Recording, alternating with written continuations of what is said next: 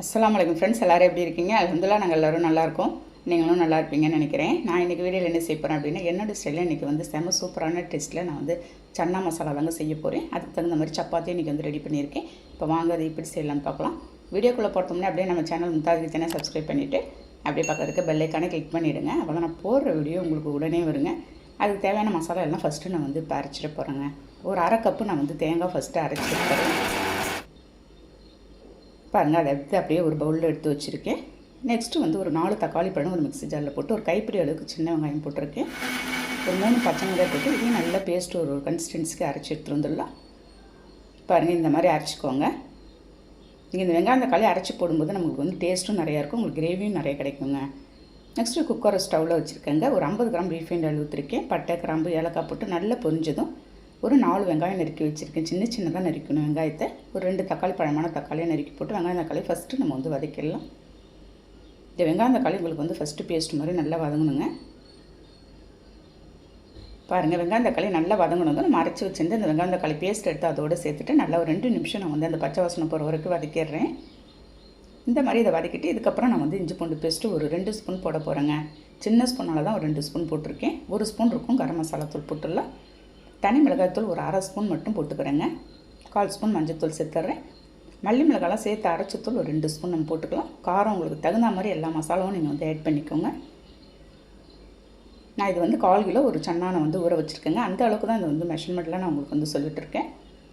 எல்லாத்தையும் நல்லா அதையும் வதக்கிட்டு ஒரு 1/4 கிலோ நான் வந்து சன்னாவை எடுத்து நான் ஊற வச்சுருந்தேன். ஒரு 4 மணி நேரத்துக்கு முன்னாடியே ஊற வச்சுருந்ததை எடுத்து அதோடு சேர்த்து நல்லா மிக்ஸ் பண்ணிட்டேங்க. ஃபைனலாக நான் வந்து அரைச்சி வச்சுருந்து தேங்காய் பால் எடுத்து நம்ம ஊற்றிடலாம். பாருங்கள், நம்ம தேங்காவை பால் எடுத்து ஊற்றும்போது உங்களுக்கு டேஸ்ட் இன்னுமே கூடுதலாக இருக்கும். மூடி வச்சு ஒரு 2 விசில் விட்டு நான் வந்து எடுத்துகிட்டு போகிறேங்க. நமக்கு 2 விசில் இல்லாட்டி ஒரு 3 விசில்லேயே உங்களுக்கு வந்து அந்த சன்னா நல்லா வெந்து வந்துடும். அது வேகிறதுக்குலாம் நம்ம வந்து மாவும் பிணைஞ்சி வச்சிடலாம்.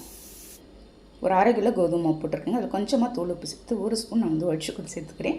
நம்ம ஒயிட் சுகர் சேர்த்து செய்யும்போது நீங்கள் அப்படியே வெறுமனே எடுத்து சாப்பிட்டுடலாங்க. இதுக்கு எந்த தொட்டுக்குமே உங்களுக்கு வந்து தேவையில்லை. பாருங்கள், கொஞ்சம் கொஞ்சமாக தண்ணி ஊற்றி மாவு ஒரு திக்கான கன்சிஸ்டன்சிக்கு மாவு பிணைஞ்சிட்டேன். இதை அப்படியே ஒரு 1/2 hour இதை வந்து ரெஸ்ட் விட்டுடலாம். இது அப்படியே இருக்கட்டும். அதுக்குள்ளே நமக்கு வந்து குருமாவும் ரெடியாக இருக்குங்க. பாருங்கள், அப்படியே திறக்கும்போது செம கமன்னு வாசனையோட ஒரு சன்னா கிரேவி வந்து ரெடியாக இருக்குது நமக்கு. இந்த அளவுக்கு உங்களுக்கு திக்னஸ் இருந்தால் நம்ம சப்பாத்தியோடு தொட்டு சாப்பிட்றதுக்கு நல்லா இருக்குங்க. ரொம்ப தண்ணியாக இருந்தாலும் உங்களுக்கு சன்னா கிரேவி நல்லா இருக்காது. அவ்வளோதாங்க, பார்க்கும்போது அப்படியே சாப்பிட்ணும் போல் இருக்குது ஃப்ரெண்ட்ஸ். நல்லா இந்த ஒரு 3 விசில்லையும் உங்களுக்கு வந்து அந்த சன்னாலாம் வெந்து வந்துச்சு. ஃபைனலாக மல்லியில் கொஞ்சமாக தூவி அப்படியே மூடி வச்சிடுறேன். சப்பாத்திக்கு செம சூப்பரான காம்பினேஷன். இதேமாதிரி நான் சொன்ன மாதிரி ஒரு டைம் நீங்கள் ட்ரை பண்ணி பாருங்கள். மாவும் அதுக்குள்ளே நல்லா சாஃப்ட் ஆகிடுச்சு. நான் சின்ன பால்ஸ் போட்டு சப்பாத்தியை ரெடி பண்ணிவிட போகிறேங்க.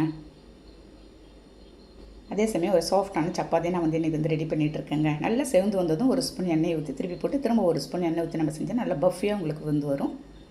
பாருங்கள், எந்த அளவுக்கு உங்களுக்கு சாஃப்டாகவும் பஃபியாகவும் வருதுங்க சப்பாத்தி.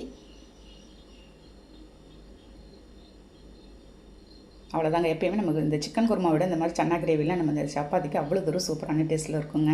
ரெடி பண்ணிவிட்டு அப்படியே எடுத்து சூடாக எடுத்து சர்வ் பண்ண வேண்டியது தான். டேஸ்ட் எப்படி இருக்குன்னு பார்க்கலாங்க. பாருங்கள், அப்படியே பிச்ச உடனே அவ்வளோ தூரம் சாஃப்டாக வருது. அந்த சன்னாவோடு சேர்த்து சாப்பிடும்போது செம்ம சூப்பரான டேஸ்ட்டுங்க. இன்றைக்கி ஒரு பிரேக்ஃபாஸ்ட் ரெசிபியை நான் இன்றைக்கி வந்து செஞ்சுருக்கேன். ஓகே ஃப்ரெண்ட்ஸ், நீங்களும் இதே மாதிரி ட்ரை பண்ணி பார்த்துட்டு எனக்கு கண்டிப்பாக கமெண்ட் பண்ணுங்கள்.